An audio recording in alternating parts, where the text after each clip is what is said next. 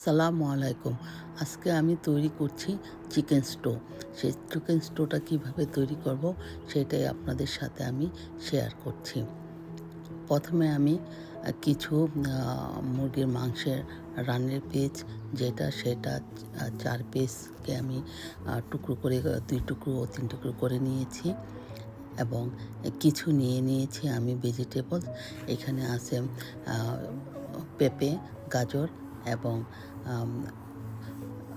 2টি কাঁচামরিচ।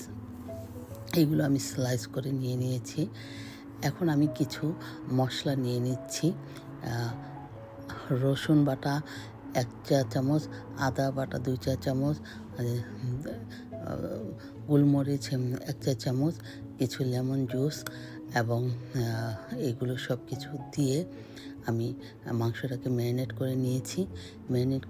আর ওইদিকে দেখা যাচ্ছে আমার সেই সবজিগুলো যে কেটে নিয়েছি, কাঁচা পেঁপে এবং গাজর আর 2টা গ্রিন চিলি।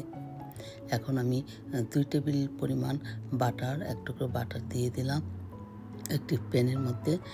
আর 2 চা চামচ রসুন, 2 চা চামচ জিঞ্জার, আদা এবং কিছু আমি হাফ কাপের চেয়েও কম 3/4 আমি অনিয়ন দিয়ে দিয়েছি। এগুলো সব এটা অনিয়নটা আপনারা ইচ্ছা করলে দিতেও পারেন, নাও দিতে পারেন। আমি যেহেতু অনিয়ন পছন্দ করি সেই জন্য দিয়েছি। মোটামুটি ভাজা হয়ে গিয়েছে, একটা সুন্দর একটা ফ্লেভার আসতেছে। ওই সময় আমি ম্যারিনেট করে রাখা যে আমার মুরগির মাংস ছিল সেই মাংসগুলো দিয়ে দিলাম। এখন মাংসটা একটু ভাজা করে নিচ্ছি। মাংসটা মোটামুটি একটু ভাজা করে নিতে হবে কিছু সময় নিয়ে। তারপর মাংসের সাথে যে আমি ভেজিটেবলগুলো রেখেছিলাম সেই ভেজিটেবলগুলো দিয়ে দিচ্ছি, পেঁপে এবং গাজর আর গ্রিন চিলি। এগুলোকেও আমি কিছুক্ষণ একটু ভাজা করে নিব। আর আপনারা লবণটা আপনাদের স্বাদ অনুযায়ী অ্যাড করে নেবেন। আমিও সেই ম্যারিনেটের সাথে লবণটা অ্যাড করে দিয়েছিলাম। ঢাকনা দিয়ে দিলাম সিদ্ধ হওয়ার জন্য। আর এদিক দিয়ে আমি 2 টিস্পুন কর্নস্টার বা কর্নফ্লাওয়ার আমি নিয়ে নিচ্ছি। এটাকে আমি পানি দিয়ে লিকুইড করে রেখে দিব। এটা আমার রান্নার শেষের দিকে প্রয়োজন হবে।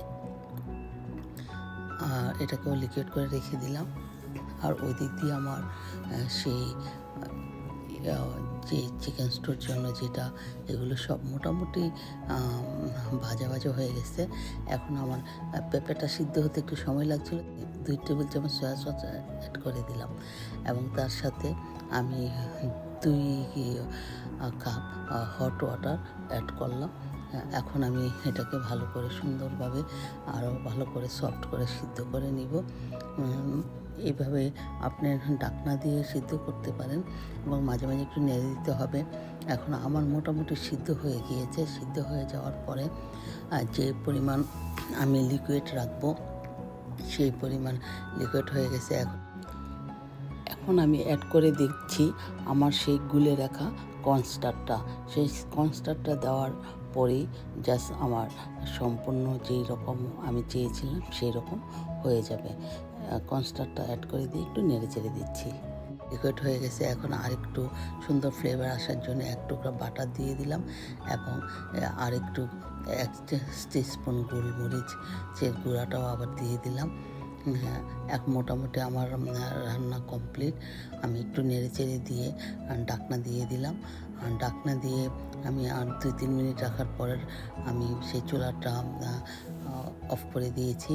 এখন আমি চুলা অফ করে দিয়েছি। তারপর দেখতে পাচ্ছেন সুন্দর একটা থিকনি হয়েছে। আর আমি যেহেতু আমার সেই কর্নফ্লাওয়ারটাও মিশিয়ে দিয়েছি সময় মতো, এই আমার মোটামুটি আমার চিকেন স্টোটা রেডি হয়ে গেল। এখন পরিবেশনের পালা। এই চিকেন স্টো আপনারা ভাত, রুটি, পরোটা সাথে খেতে পারেন। তাহলে আমার হাজব্যান্ড যেহেতু পরোটাটা একটু পছন্দ করে সেই জন্য আমি তার জন্য পরোটাই তৈরি করেছি। আমরা সবাই সেই রমজানের দিনে সেই চিকেন স্টো দিয়ে ইফতার করেছি।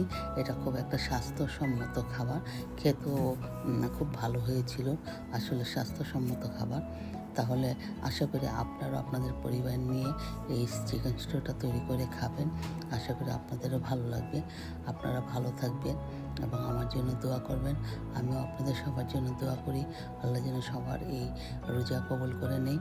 রমজানুল মুবারক এবং ঈদের শুভেচ্ছা জানিয়ে আপনাদের কাছ থেকে বিদায় নিচ্ছি।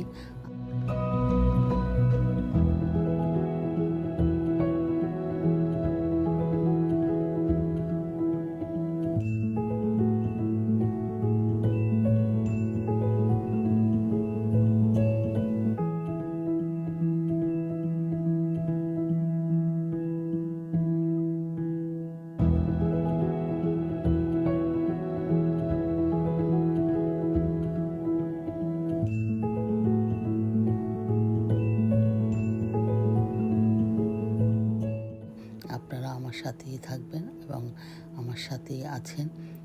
আমাকে লাইক করবেন, কমেন্ট করবেন এবং সাবস্ক্রাইব করবেন আমার চ্যানেলটিতে যদি নতুন হয়ে থাকেন। তো আজকের মতো আপনাদের সবাইকে আমি বিদায় দিচ্ছি।